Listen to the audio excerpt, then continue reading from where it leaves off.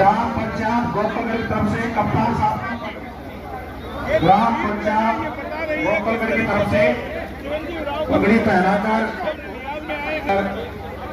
माननीय खान साहब का तरफ से पगड़ी पहनाकर सम्मान पीछे को पाने का मौका ही चाहिए। पूरा विपिन सन्नौत अजीत सिंह बहुत अच्छा और जोर से तालियां जोरदार कोई आंच ना आए आने वाले समय के अंदर इसको कोई आंच नहीं आने देगा। मेरे ऊपर कई बार लोग ये आरोप लगाते हैं कि भाई चिरंजीव और कप्तान साहब गोपालगढ़ में थोड़ा ज्यादा काम करते हैं। देखो इस जीवन के अंदर मां से बड़ा कोई वरदान नहीं, और जब आप लोगों ने मुझे मेरी मां दे रखी है तो उससे बड़ा कोई भी जीवन के अंदर नहीं। तो आपका अगर मैं नहीं करूंगा तो मैं किसका करूंगा? आप लोगों ने 10 साल बीजेपी के देख लिए और 10 साल कांग्रेस के देख लिए। आप आंख घुमाकर देख लो, गोपालगढ़ के अंदर जो काम हुआ है वो तब हुआ जब हमारी सरकार कांग्रेस पार्टी की थी। आप लोग अगर किसी और को वोट दे भी दोगे तो उसको यही लगेगा भाई इसने वोट नहीं दी, इसने तो कप्तान साहब को और चिरंजीव को ही वोट दिए, क्योंकि ये जो रिश्ता है ये दिल का रिश्ता है। और एक बात मैं कहूं भाई, आधा खून तो मेरे अंदर में गोपालगढ़ का ही है कि नहीं? आप बताओ, मेरे से आपको के बारे में बता दीजिए। हाल में आए हैं, कितने भव्य स्वागत है, कितने? देखिए, आपने भी देखा होगा कि आज जिस तरह से मेरे अपने गांव गोपालगढ़ के अंदर मेरे सभी नाना नानी, मामा मामी और भाई बहनों ने जिस तरह से मेरा स्वागत किया है, मुझे शब्दों में वो बयान नहीं कर सकता जिस प्रकार का स्वागत आज यहाँ पर हुआ है। और मुझे लगता है गोपालगढ़ एक ऐसा गांव रहा है जिसने कप्तान साहब को 6 बार बनाया है, मेरे कप्तान साहब को 6 बार बनाया है, मुझे इन्होंने पहली बार में बनाया। और जिस तरह का आज यहाँ प्यार मिला है, आज इससे साफ़ हो गया है कि आने वाले समय के अंदर जब 5 अक्टूबर को वोट डलेंगी तो सारी की सारी वोटें गोपालगढ़ गांव की, अपने गांव की हाथ के निशान पर और मुझे मिलेंगी।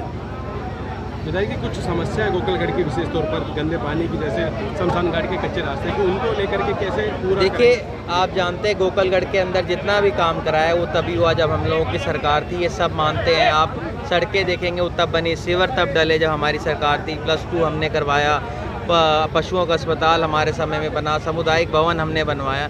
एक गंदे पानी की एक समस्या है जिसका आज मैं वादा करके जा रहा हूँ कि आने वाले समय में सत्ता में आने के बाद हम लोग इसको 1 साल के अंदर इस काम को पूरा करेंगे। आज जिस तरीके से बीजेपी की तरफ से एक मैसेज सेपरेट किया गया कि गोपालगढ़ के अंदर कांग्रेस के गढ़ में सेंध लगाई गई, क्या कहेंगे इसको? ये तो आज आप लोगों ने देख ही लिया होगा अपने आप, भाजपा को तो अपने आप जवाब मिल गया होगा। जब पूरा गांव निकल कर आया है तो मुझे लगता नहीं उनको जवाब देने की ज़रूरत है। और ये तो आपके कैमरे में कैद हो गई है, ये तस्वीरें तो ये किसी से छुपी नहीं है। भाजपा को अपना जो सवाल का जवाब है आज गोपालगढ़ गाँव ने अपने आप दे दिया। फैलाकर बाजारों में वोट मांग रहे हैं, क्या कहेंगे? देखिए, मैं तो ये कहूँगा वोट अपने मुद्दों पे मांगे, अपने काम पर मांगे। लोगों को ये बताएं कि हम क्या विकास कराएंगे, आपका विजन क्या है। बिना विजन बताए केवल मात्र मांगने से वोट नहीं मिलती, अपने काम के ऊपर, अपने किए हुए चीज़ों के ऊपर, अपने विजन पे लोग वोट देते हैं। एक मुख्यमंत्री आपने कहा था कि रणधीर कापड़ीवास जी का आशीर्वाद मेरे सर पर है, लेकिन रणधीर कापड़ीवास जी ने कहा है कि मेरा आशीर्वाद किसी के साथ नहीं है। देखिए, आपने मेरे से पूछा था कि रणधीर जी मेरे रिश्तेदार हैं, तो उसका मैं जवाब यही दूंगा, जी हाँ मेरे रिश्तेदार हैं। आपने फिर पूछा क्या उनका आशीर्वाद आपके साथ है, तो वो मेरे बड़े हैं, वो मेरे बुजुर्ग हैं, उनका मैंने आशीर्वाद लिया। मैंने आपको कभी ये नहीं कहा उन्होंने मेरे को राजनीतिक आशीर्वाद दिया है, मैंने ये कहा उनका आशीर्वाद मेरे साथ है। और बड़े बुजुर्गों का आशीर्वाद तो हमेशा आपके साथ होता है। तो मेरी बात तो सही साबित होगी ना कि वो किसी के साथ नहीं है, तो ये भी मेरे लिए आशीर्वाद ही है। विधायक जी, मुख्यमंत्री हो या होते हैं, किस तरह से देखते हैं बीजेपी जब आज मान मनोबल में? आज हम देख रहे हैं बीजेपी के घर के अंदर इतना कलेश हो चुका है। आप देखते हैं आए दिन उनके नेता भाग के जा रहे हैं। उनके ओबीसी के जो चेयरमैन है प्रदेश के, उन्होंने पार्टी छोड़ दी। धीरे धीरे करके उनके सारे नेता पार्टियां छोड़ के जा रहे हैं। रेवाड़ी में ही आप देख लो कि अनेकों उनके जो नेता हैं उन्होंने पार्टी छोड़ दी।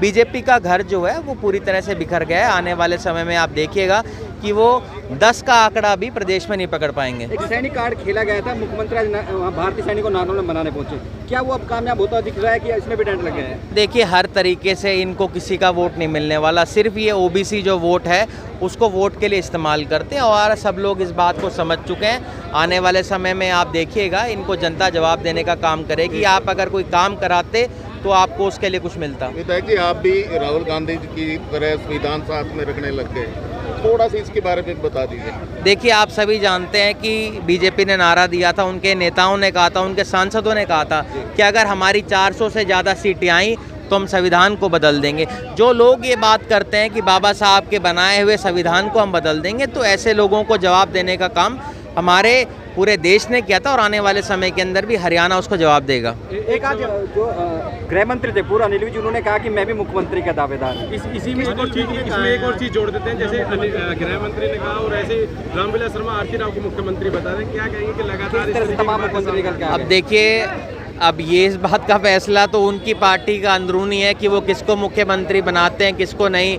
ये कभी तो कहते हैं कि इनके जो सैनी साहब हैं नायब सिंह जी, वो उनके मुख्यमंत्री के चेहरे होंगे, पर ये अपने आला कमान की बात ही नहीं मानते। जब इनके आला कमान खुद ये बात कहकर गई है कि नायब सिंह हमारे सीएम के चेहरे होंगे, तो ये शायद पार्टी का जो इनका हाई कमांड है उससे भी ऊपर है, जो खुद बताने लग रहे हैं कि हम सीएम होंगे।